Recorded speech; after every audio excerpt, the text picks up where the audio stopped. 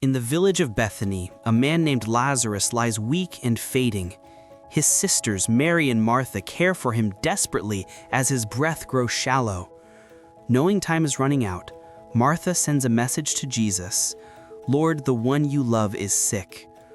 When Jesus receives the news, he calmly declares, "This sickness will not end in death, but for the glory of God." Yet though his friend is dying, Jesus remains where he is for 2 more days, trusting the perfect timing of God. Meanwhile, in Bethany, Lazarus takes his final breath. His sisters cry out in sorrow, and the house soon fills with mourners. The sound of weeping echoes through the rooms as Lazarus is wrapped in burial cloth, carried to a tomb, and sealed behind a heavy stone. 4 long days pass. Hope feels far away. Then, Jesus turns to his disciples and says, "Let us go to Judea." Though they fear for his safety, he tells them, "Lazarus is dead, and for your sakes I am glad I was not there, so that you may believe." So they begin the long journey back to Bethany. When Martha hears Jesus is near, she runs to meet him, crying, "Lord, if you had been here, my brother would not have died." Jesus answers gently, "Your brother will rise again." But then he speaks words that shake the world. "I am the resurrection and the life." Martha rushes home to call Mary, thinking she's going to the tomb. Mourners follow her. But Mary runs straight to Jesus and falls at his feet, repeating the same cry of grief.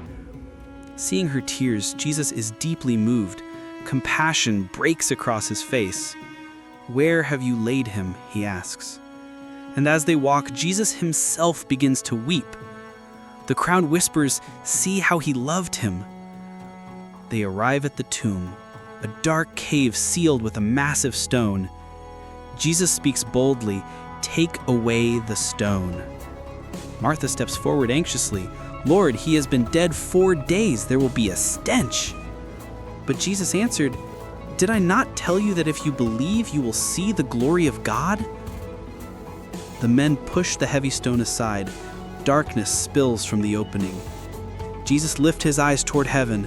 "Father, I thank you that you hear me. I say this so they may believe you sent me." Then with a voice that echoes with divine authority, he cries out, "Lazarus, come out!" The world falls silent. Dust hangs still. No one moves. Then, a faint rustling, a stirring from within the darkness. And suddenly, Lazarus appears at the entrance, wrapped in burial cloth, alive after 4 days in the grave. Jesus smiles and commands, "Unbind him and let him go." The disciples rush to unwrap him. Lazarus blinks into the sunlight, confused but breathing. Mary and Martha run to him, embracing him through tears of overwhelming joy. The crowd erupts in shouts of praise, disbelief, and worship. Some fall to their knees, others cry.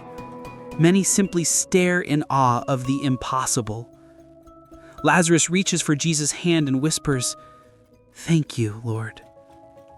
But not everyone rejoices. From a distance, Pharisees watch the miracle unfold, fear rising in their hearts. People run through the village shouting the news, "Jesus has raised Lazarus from the dead." As the noise spreads, Jesus quietly steps away, humble as always, letting the miracle speak for itself.